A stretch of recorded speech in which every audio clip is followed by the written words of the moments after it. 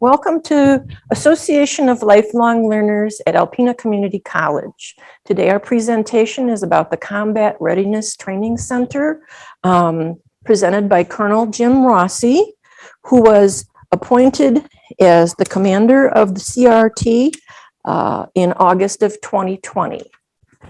Good morning.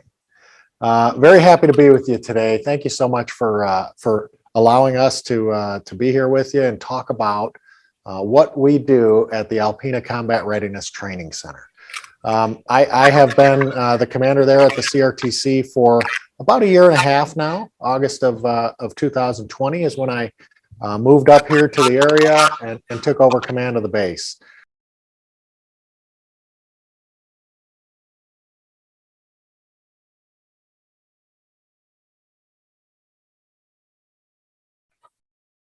Appreciate that. I assume that's Rocky, right? Thank you.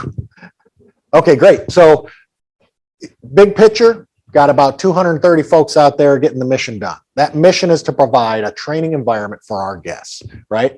Here's what the airport looks like. We've got a great relationship with the county because they have some significant responsibilities in the airport, and so do we. They own the runway. We manage the air traffic controllers that are moving those aircraft in and out safely. We all team up to do snow removal across the whole base. And again, a mutually beneficial relationship we have with those folks there. Let's take a look at this slide though. And I don't know if the folks out on Zoom land can see this. They can? Okay, good. Because I'd like to kind of spend some time here. This does a pretty good job of giving an overview of the capabilities we have on the airfield. So bottom left-hand corner of the slide, you see there's an acronym, and I'll try and minimize acronyms here, but it says MOUT with UAS COA. What that really is a military operations under urban terrain area. So what does that mean? What that really means is there's an area out there on the base that looks like a small village you might see in Iraq or Afghanistan. A number of buildings, some of them multi-story, brick construction, roads, alleyways, doors, stairs, the kind of things that a special operator, a special ops type person might need in order to train to be effective in that environment. The kind of things that maybe a firefighter a firefighter would have to be effective in an environment like that. So all kinds of training opportunities in that MOUT area, in that urban terrain area. If you go just above that on the end of the runway, you see live load hangars. What that really is a capability. There's a big piece of concrete out there called a ramp on the north end of the field, and it's surrounded in blue. And we have the capability to, after aircraft land, imagine a fighter aircraft, an F-16 or an F-15. After he or she lands, they can taxi into that area, keep their engines running, and have their maintenance personnel load them with munitions, like put new bombs on that aircraft while the engines are running. They can put gas on that aircraft while the engines are running, which is not a standard paradigm for maintenance. The standard is you shut your engines down and then you do all that stuff. Well, the problem with shutting your engines down is, well, first of all, it's safer, right? There is risk associated with putting munitions and gas on airplanes with engines running. There's risk there. So it's certainly safer to shut them down. The problem is it takes a lot of time to shut those engines down safely, to safe the aircraft, then bring in those munitions people, then bring in those fuels people to do what they need to do. When we do it with engines running, we can get that aircraft off the ground a heck of a lot quicker than if we have to shut those aircraft down. So that provides an opportunity for our folks to train for a capability that they will need if we have to go to a conflict with a near-peer adversary. It gets them back in the fight a lot quicker. And that's a capability that not a lot of airfields have. So we can do that with our guests. And it's a really big deal. You see, as you go around clockwise around this chart, you see the term DZ. DZ stands for drop zone. That's a big area outlined by the dashed mark there that allows visiting units that have a drop zone mission, like C-130s or C-17s. It allows them to literally open their doors in flight and drop people or equipment out the back of that airplane, parachutes, and they drop in the middle of that drop zone. It's a capability that those types of crew members that fly those aircraft need to train to. You can't just go overseas in a conflict and expect to be good at something that you haven't trained to. So this drop zone is not the only one we control in the state of Michigan, but it's an important asset here at Alpena to give folks an opportunity to get better at that job. As you continue around clockwise, you see the yellow circle next to the letters JTE. JTE stands for Joint Threat Emitter.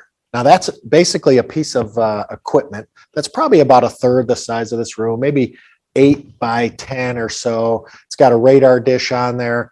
It emits electromagnetic radiation when our folks tell it to emit those radiations. It emits radiation into the sky so that visiting aircraft that have the right equipment their equipment will show them that they're being shot at by a surface-to-air missile. So they'll be flying along, fighter aircraft, imagine, out east of here or so, and then they'll get an indication that a surface-to-air missile is coming their way. And then that gives them the opportunity to train and do the tactics associated with what they would do if they were really being shot at. Yes, sir. When you talk about equipment, are you doing anything with drones? We certainly are. And I got a portion in my discussion that's going to talk about that exactly. Yeah, we've got a good amount of drone experience, unmanned aerial system experience at the CRTC. We bring them out there frequently during Northern Strike. We did last year, in fact, literally put these UAVs on the ground. But we've also got some other experience that we've been experimenting with as part of a larger Air Force, for sure. Great question. Yeah, so that's our Joint Threat Emitter. That is operated by the men and women of the CRTC. There's 3 of them in the state. There's one in Oscoda, there's one in Grayling, and of course the one here at the CRTC. Our folks on the ground at the CRTC also operate a number of joint threat emitters east of Michigan all the way to the Atlantic. So that imagine an aircraft flying from, let's say, Vermont, coming to Alpena, instead of just, getting up to altitude and droning over here and wasting training time, we have the opportunity to work those threat emitters as that aircraft is flying here to provide a training value for that entire distance, rather than just this last portion while he or she is in Michigan. So it's a great opportunity and a coveted training opportunity for sure. You see the term munitions with that yellow circle there to the top right. That's a fully capable munitions section, so that our visiting units have a place to store their munitions, to check them out so that they can get after the type of training that they need to as well. And then as you come around, kind of the center of the picture says ramp and airfield ops. That big ramp that you see there is again managed by us. We'll fill that up during large exercises like Northern Strike, which I'll talk about here in a little bit. What you really can't see though in this picture is everything going on west of the ramp and airfield ops, below the ramp and airfield ops. If we could zoom in, what you would see is 1,100 beds in facilities across the installation. So units that are coming here can bring up to 1,100 people or more if they want to put them in tents. But they can bring 1,100 people here to the CRTC. What you really can't see there is the more than 100 vehicles that our vehicle operations personnel maintain. So that imagine a unit coming in here is bringing 1,000 people and they are bringing their aircraft. What they don't need to bring are vehicles because we've got it for them. So we make that training, the logistics part of deploying to a potential training environment like Alpena, we make it easy for them because they don't have to bring a whole bunch of vehicles. We hand them the keys to, fully functional vehicles so they can get after their training. What you also don't see is the more than 200 pieces of aircraft generation equipment, AGE equipment. This is the equipment that helps the maintenance people do the job on the ramp so that they can do the maintenance on the aircraft that they need. Things like light carts, things like generators, and all of the other big technical equipment that they all have at their home station, but this is kind of a deployed training environment. And again, we hand them the keys to all those pieces of equipment. We maintain them so that they don't have to mess around with deploying, large quantities of equipment here. They come in here, they're plug and play, they're ready to get after the training that they need to get after. 646 acres of space that we manage, and over 250 facilities here. Next slide, please. So we also manage, schedule, and control the, I want to say 3 ranges, but it's really 2 ranges and a calcite quarry in Rogers City. The 2 ranges, first we'll talk about grayling. The men and women of the CRTC, there's about a dozen of them that actually show up to work at grayling every day and manage that air to ground range. There's a large tower there with all kinds of communication equipment so that they can communicate with the aircraft that are flying over that range, clear them to drop their munitions, for example, clear them to shoot their weapons at the range. They got an advanced scoring system there so that after those aircraft are dropping their munitions or guns, they get a really accurate score of how they did so they can learn and get better. They've got Smoky SAMs out there, surface air missiles, so they can shoot those in the air as aircraft are flying by. And those air crew will then know what it actually looks like to see an SA-7, for example, coming at you. Again, another drop zone out there on the grayling air to ground range as well.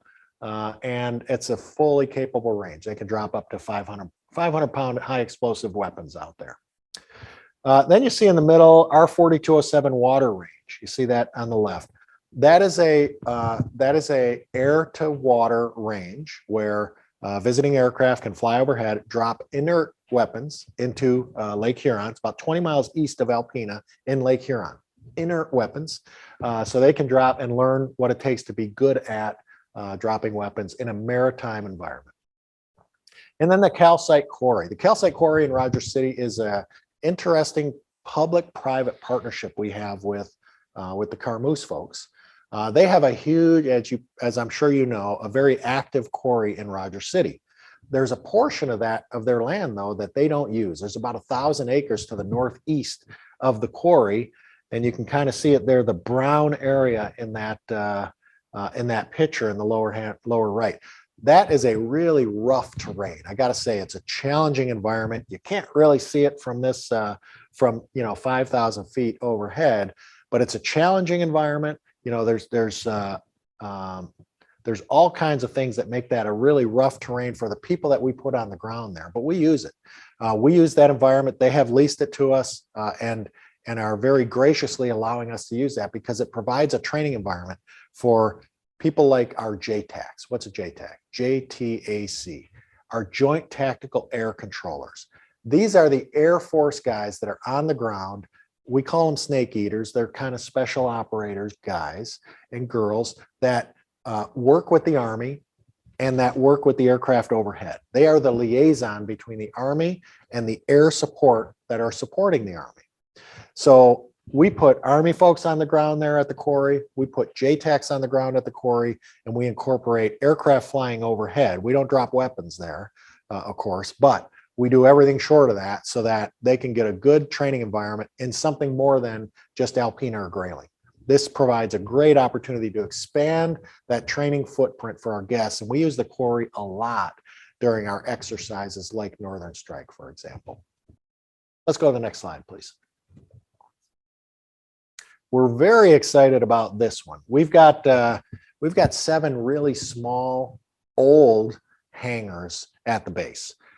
They were built, I want to say, in the 50s, and they're really not capable to do a whole lot more than, say, a helicopter or even maybe a single fighter aircraft, depending on the type of fighter.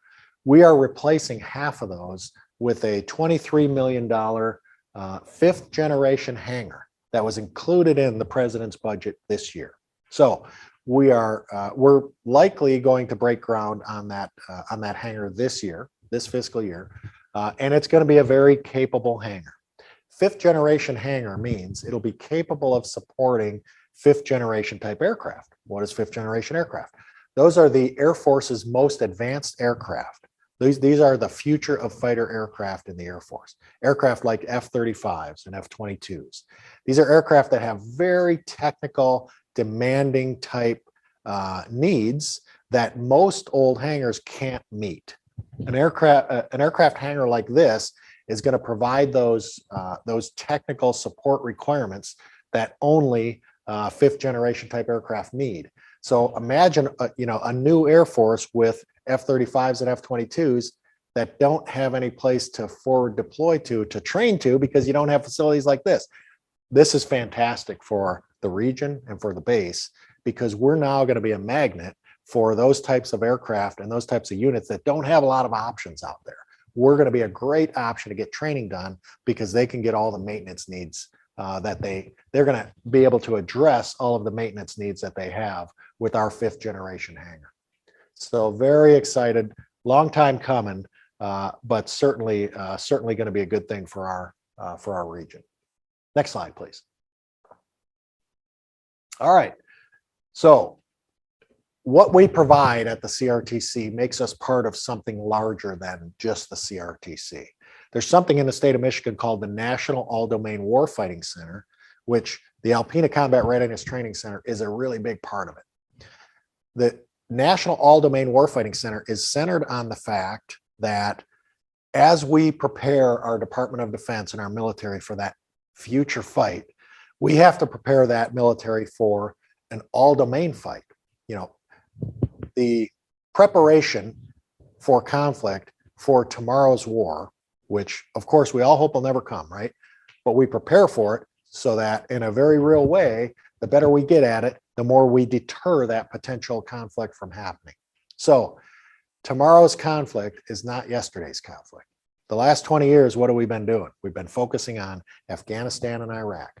That is not the conflict that we are preparing for and deterring for today.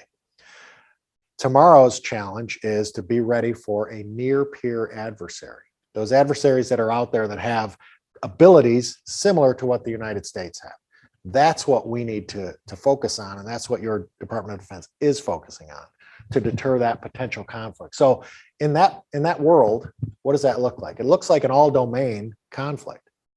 And when I say all-domain, I mean all domains of warfare. Traditionally, we've been really good at air, land, and sea. Those are domains of conflict. The other emerging domains are cyber and space.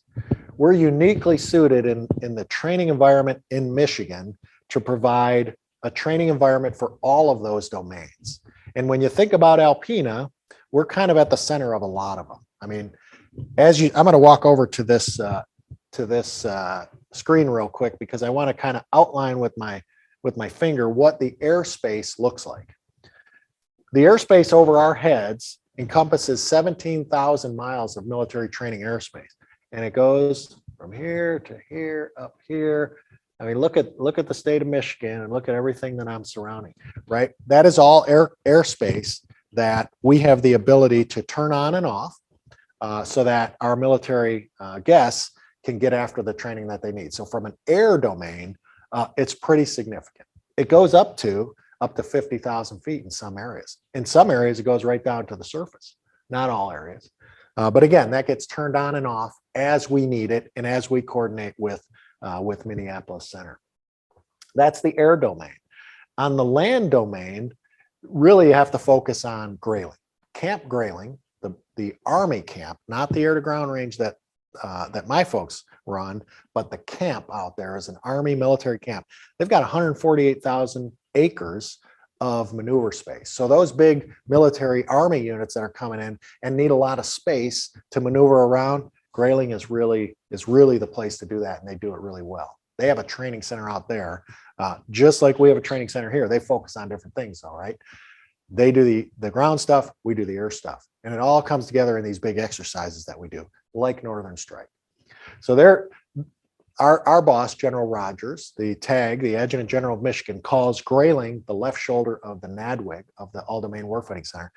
And he calls Alpena the right shoulder of the NADWG, because that's very much what we are. So there's air, there's land. When you think about sea, the maritime domain, you have to consider the restricted area 4207, that air to water range that I talked about earlier. You also have to consider Rogers City and the quarry out there, because what I didn't point out, but you can imagine, Just to the north and east of that quarry training area is what? Lake Huron.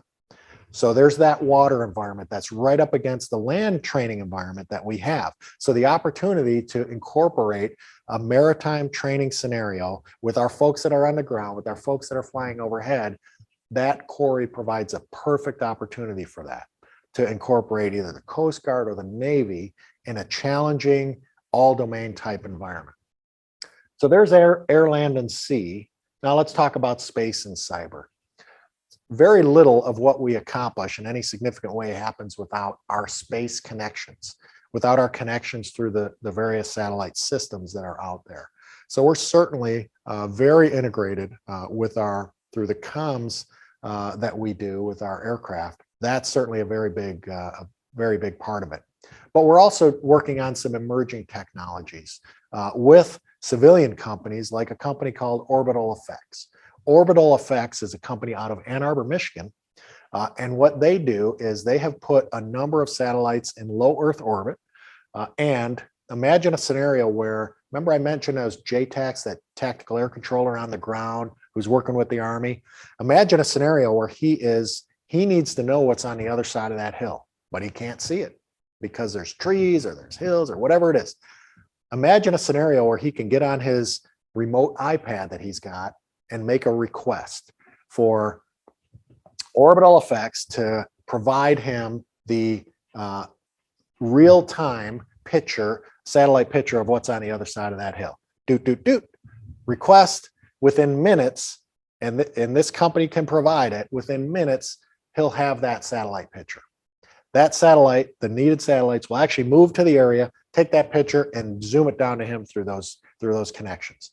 That is a capability that hasn't before existed in the way that these guys are providing it. So we are working with companies like that, experimenting with them, and providing them space to get better at what they do as they provide us the data that they provide us, right? To facilitate the type of training that we need. So that's a real kind of an exciting space connection. We see a number of those things going on in the NADWG. And then the last domain that I haven't talked about yet is cyber, but we need to talk about it, right? Because in that future training scenario that we are planning for, that future near-peer adversary environment, our near-peer adversaries are not going to ignore cyber. They have an incredible capability to turn cyber on and off, and to disrupt our cyber effects, and to interrupt our cyber opportunities. And we are really reliant on cyber, right? So what we need to do, and what we are doing, is train to what it looks like if all of our cyber connections are turned off. What do we do then? What do we do if we don't have GPS satellites? What do you do in the aircraft? So what do you do if you can't communicate by way of email and all the other connections that we have through cyber? Those are the type of training opportunities that we can provide to our guests, so that we get good at cyber if cyber disappears, so that we get good at communicating if cyber disappears. Those are opportunities that we have here. And we also have a defensive cyber squadron in Battle Creek, Michigan. And that's a whole team of folks that their mission is to get better at defending the military systems that are out there against potential attacks that our near-peer adversaries have the capability of. Next slide, please. All right, so I mentioned Northern Strike a few times. Exercise Northern Strike is an annual event, and it happens, it's really the premier event of the National All-Domain Warfighting Center. It is if you imagine the National All-Domain Warfighting Center as a big stadium, then Northern Strike would be the Super Bowl, right? That's our annual event, and we invite units in here, whether they're Army, Air, Marines, Navy, all of them, and certainly, active duty, reserves, Guard. The whole total force is welcome to participate in Northern Strike. And the way it starts is we interact with these units early in the process, like, in the last 3 or 4 months, all the way up to now, we've been interacting with our guests of next year's Northern Strike. And the conversation starts like, hey, we're doing Northern Strike next year. What do you guys need? What kind of training do you need to work on? What do you need to get better at? tell us your desired learning objectives for Northern Strike, and our small team at the CRTC and across the state, you know, the folks in Grayling, even the folks at our Joint Force headquarters in Lansing, our team puts together a training scenario, basically builds an exercise scenario to allow these folks, all of our visiting guests, to get the training that they need. And in the end, they said, hey, here's what I need. And in the end, they'll be challenged on that during Northern Strike. So it's very tailorable towards the type of training that they need. We will fill up the CRTC. We'll use those 1,100 beds. We'll fill up that ramp during Northern Strike, and Camp Grayling will fill up their base as well with, you know, 5,000 to 6,000 people. This year, I've heard numbers of possibly even up to 10,000 people that they're going to bring to Grayling. So it's going to be a really big event. We're actually likely going to do 2 of these this year, one in June and one in August. Big deal. Lots of really significant training going on to help prepare our military for that near peer contested environment. Next slide, please. So before this is a video, but don't start it yet. Northern Strike is a really significant event we do in the summertime. We've also made opportunities for folks to get some really significant winter training done, because, you know, a near peer environment, a challenging environment, doesn't just happen in the summertime, right? Our folks need to be good at operating in all weather environments. So imagine a scenario, Northern Michigan in January, trying to be effective out in the out either at Grayling or Alpena. We've created an event called Winter Strike, which is a small version of Northern Strike, but it's Arctic focused. So we've got a quick video to show you what that looks like. If you move your cursor around, I think you're going to see a little triangle, maybe. Let's see. Or maybe, there you go. See that triangle to the left? That's it.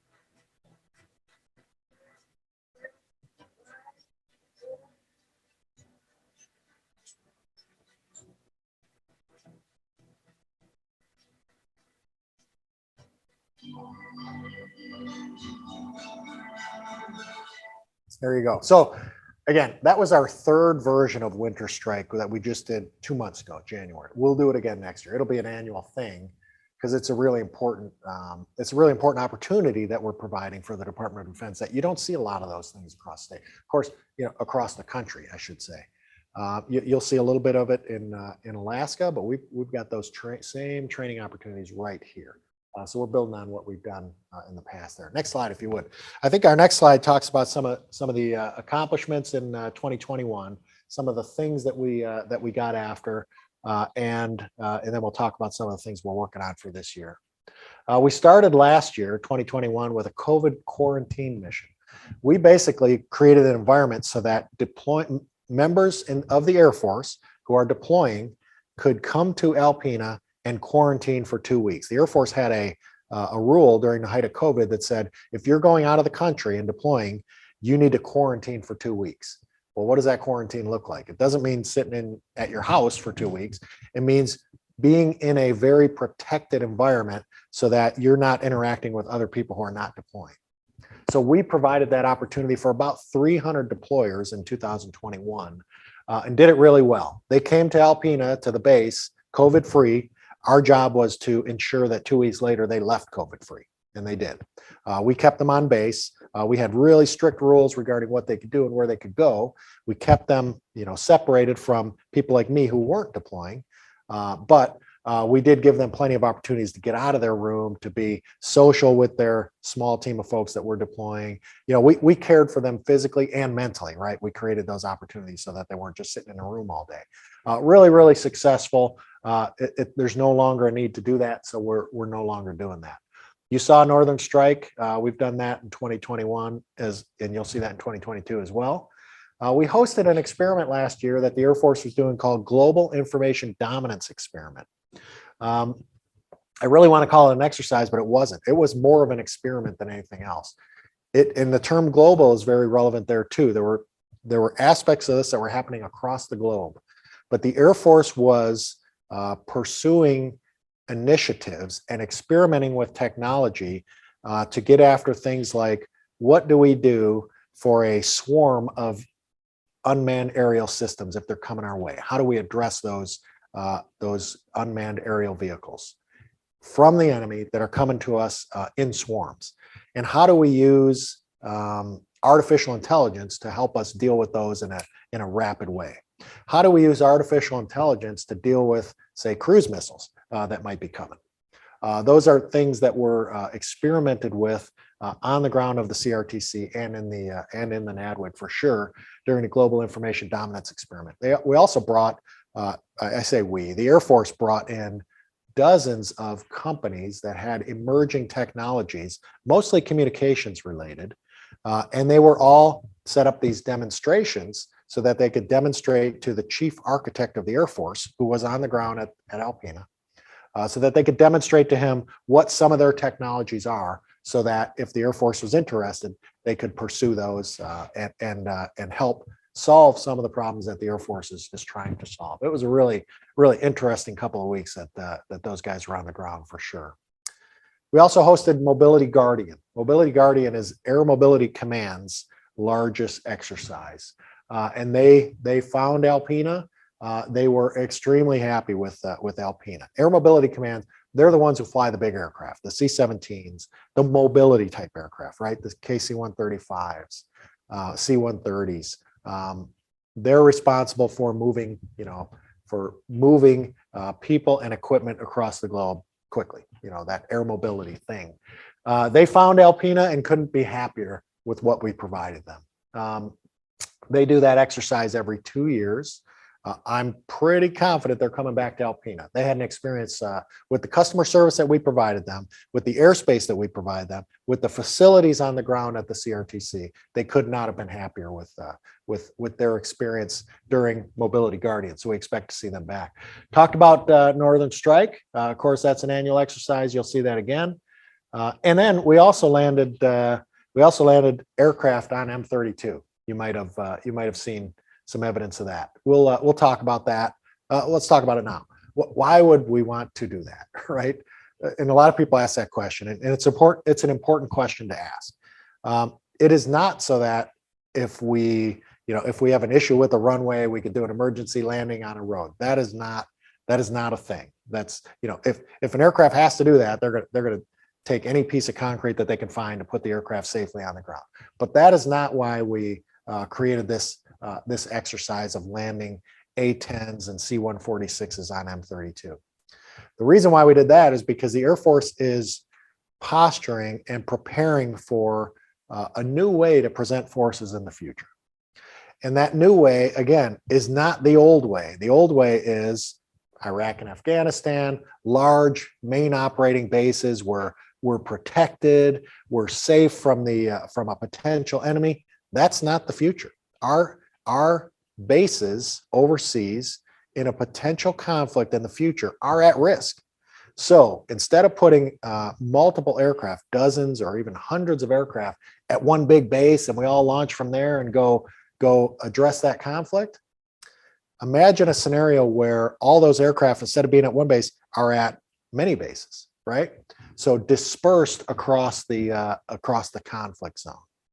Well, so that complicates a potential enemy's targeting scenarios for sure, if we spread out. Well, take that one step further. Imagine that scenario where instead of them being spread out to various airfields, imagine them spread out to potential roads. Imagine the potential of the thousands of different stretches of highways across, various continents. Imagine each one of those being a potential landing zone for aircraft that need to get more gas on them and need to get those munitions on them and get back in the fight. The potential adversaries out there might even know where they exist, but there is likely thousands of them. So to have to address that potential complicated scenario is going to be really challenging for that future potential situation. So when we put aircraft on the road on M32, we demonstrated that is a possibility. And what we're working on here is something called Agile Combat Employment. And it's the initiative that creates more agile troops and less predictable actions by our military. And it's certainly not predictable to put aircraft on the road. So when we did that, we were really demonstrating that we can be this agile, we can do it safely and effectively. And of course, the target location for that wouldn't be 3 miles outside of a small base like Alpena, but it would be a potential overseas environment. So that landing got a great deal of attention because really in the United States, that has certainly not been done under the Agile Combat Employment initiatives before. So great deal of attention there. We're actually building on that. You see M28 landing under 2022. Let me get through these other ones real quick and we'll come back to that. Winter strike we talked about, successful 2 months ago. And then you see 2 different northern strikes there. We're doing one in June called Northern Strike Agile Rage. That is going to be air focused, going to be on the ground of the CRTC. Notice the term Agile Rage. Agile, it's not an accident that name is in there. I mentioned Agile Combat Employment. Agile Rage is kind of focusing on Agile Combat Employment, that new way to present forces. So big exercise coming up in June, that's Agile Rage. And then Northern Strike, a little more Army focused, but really very much a joint exercise with a whole lot of air that's happening in August as well. And that'll be, over the skies of Michigan, on the ground of Camp Grayling, and certainly on the ground of Alpena. All right, back to M28 landing. We are building on what we did last year on M32. M28 is that east-west highway up in the UP, just east of Munising. The community up there has welcomed us and said, hey, if you guys need to do this from a training standpoint, we're all in. How can we help? Very, very patriotic group up there, just like Alpena, really. So they couldn't be happier to help. Let's go to the next slide. Yeah, it's a video. So let's hit the video and then we'll talk more about what we're doing on M28. This is a video of last year's M32 landing.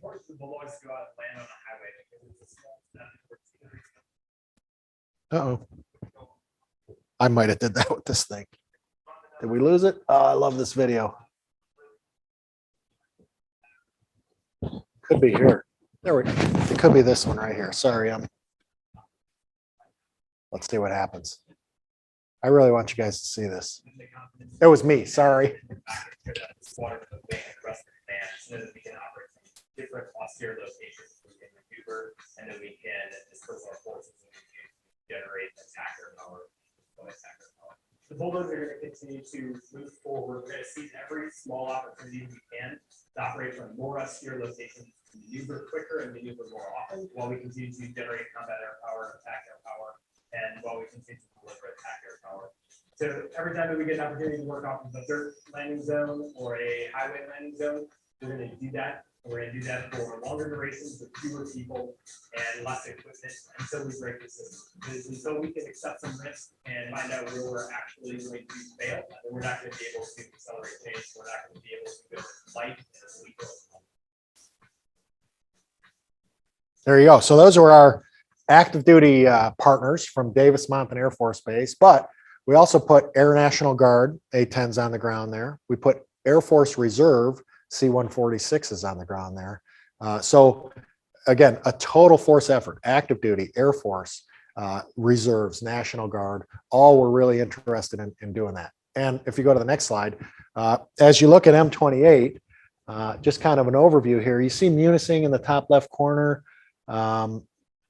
We've created a landing zone that's over 9,000 feet long. We're calling it the Hawk Landing Zone. 9,450 feet long, 4-lane highway. So it's as wide as the 4-lane stretch on M32. And we're going to do what we did last year, but this year we're also going to put, when those aircraft land, we're going to swap out their munitions. We're going to put inert munitions on the aircraft when they're on the ground on the highway. We're going to put gas on the aircraft when they're on the ground on the highway, and then we're going to get them back safely in the air. A-10s, U-28s, maybe C-146s, potentially F-16s. I could be missing one, but a number of folks that are really interested in that. We're going to do that in late June. There's a small area. You see where it says Cuzno State Wildlife Research Area. That's actually a huge piece of land. This picture doesn't do it justice, but a huge kind of a staging area for us. Gives us a great opportunity to stage our maintenance folks there and all the other folks that need to be there to ensure that this happens safely. And what else to say about that? I think that's about it. And this may be our last slide, if I'm not mistaken. Yeah. So lots of good things going on at your CRTC for the state, for the nation, for the Department of Defense. Yeah, and happy to be here with you. Can I answer any questions? Yes, sir. Well, here's the answer to the question. But this is one that maybe you don't want to do. And all the best with the Air Force to support Ukraine. Yeah, I'd probably like to keep our discussion focused on how we can best support the Air Force in their goal to get better at the training that they do, right? Yeah, it's tragic what's going on there. My heart goes out to them for sure. But yeah, we've got a great environment in the state of Michigan to help our Department of Defense members, whatever their mission happens to be, to help them get better at it. That's really what we're focused on for sure. Yeah. Yes, ma'am. On your base, do you have other services that are actually currently stationed there, or is it just you guys? Great question. Okay, so there's a couple. We have a tenant on base in the Army National Guard. Small tenant. They are a drill status guardsman organization, but they do things like firefighting training and some recruiting aspects as well. We've also got a Starbase team. And I don't know if any of you are familiar with Starbase, but wonderful organization that they bring 12, 13-year-olds, if I'm not mistaken. So like 6th and 7th grade, maybe it's 5th grade. 5th grade folks out there from various schools in the area, they'll bring them out to the base and do that STEM training with them: science, technology, engineering, and math. They got this whole program. Every Air National Guard base has one, and we are certainly included in that. They do some really good work throughout the year with students. They get them interested in aviation and all those STEM related things. It's a great organization. They're a tenant on the base as well. Yeah, sir. This first airfield concept, Yes. it requires being able to, you gotta identify where the suitable areas are. Sure. They'll do it rapidly. And also, doing it, does it make it harder to manage those aircraft from your side because they're scattered all over? Yeah, it definitely does. And there's risk associated with operating in areas that you haven't operated before, right? So this is a concept that requires commanders to accept maybe more risk than they would have accepted before. Because if you think about the flip side of that, there's a lot of risk associated with us doing it the same way we've always done it. That won't necessarily work for tomorrow's contest. So we've got to do something different. And this is something that, sure, nobody said it was going to be easy. That's for sure. But there's real benefits there for sure. A question about Yes, sir. Latvia. Yep. Latvia has sent many troops to Northern Strike, and I hope we can still continue on with that, program. Yes, sir. Yeah. So Latvia is a partner, is a state partner nation with Michigan. So we have two of them, Latvia and Liberia. We work very closely. Your men and women at the CRTC in particular, other folks across the state as well, but probably more at the Alpena CRTC, we are engaged with the Department of Defense in Latvia to help improve their military. Do we have folks there now? No. 2 weeks ago, we had a couple folks there working with their JTACs. We frequently send people there. Our firefighting team it really works closely with them. All kinds of folks across the base work with them in a very meaningful way to improve their military readiness. And we will absolutely continue that relationship. We have a similar relationship with Liberia that frankly is more Army focused than air, but Latvia is very air focused to the point where they just recently certified one of their large airports in Leeuwarden as an IFR, a fully instrument rated runway. And it's really capable now because in large part of a lot of the efforts that we worked with them on to improve those capabilities there. So they recognize that they were appreciative. Over the last year, we've had the ambassador to Latvia on the ground at the CRTC. We've had the chief of defense from Latvia on the ground at the CRTC because they recognize the important partnership that we have with them. It's a great relationship and it will continue. You bet. Yeah, very good. I've been to Latvia 5 times on mission trips, teaching English as a second language with our church, Manuel Lutheran in Alpena. So it's great that the CRTC supports them. Thank you.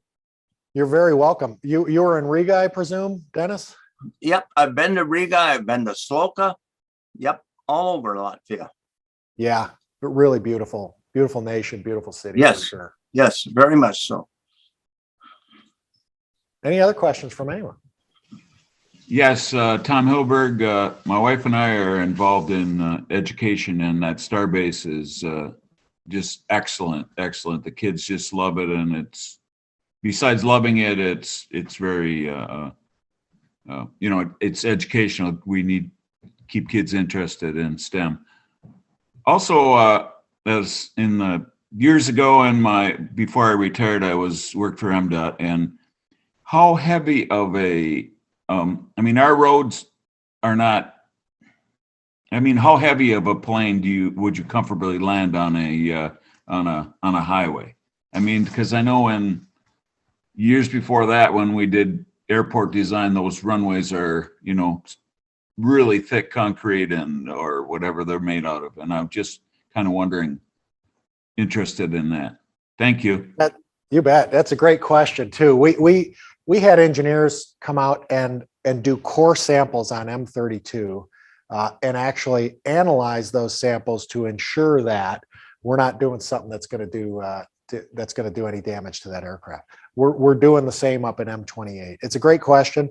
What the real limiting factor on the road was, though, when you talk about weight, the most limiting factor is wingspan, right? There are trees not too far away from the edge of the road, so we would not be able to put more than a kind of a light fighter aircraft on that road, and M28 would be in the same boat.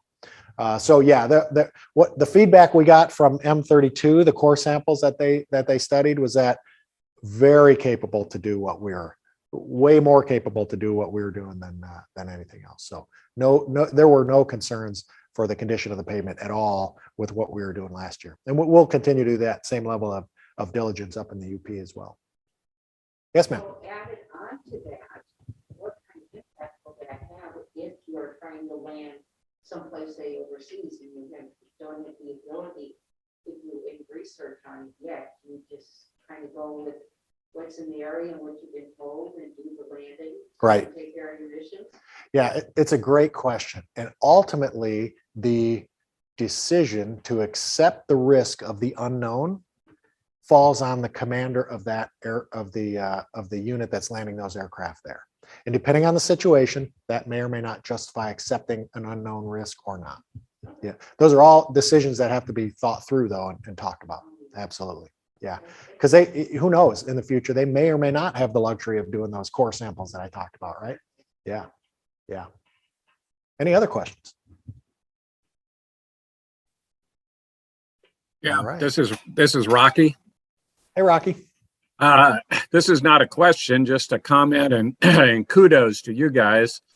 Kind of a sad note. I went to a funeral last week for one of my longest known friends in the Air Force in Houston. And there were a couple other, 3 or 4 other people that I've been associated with over the years. And they said, "Where do you live?" And I said, "Michigan." And they said, "Oh, we don't know anything about Michigan." And they said, "Where in Michigan?" And I said, "Alpena." And they said, "Oh yeah, we know Alpena. We've been there. We've been to the CRTC."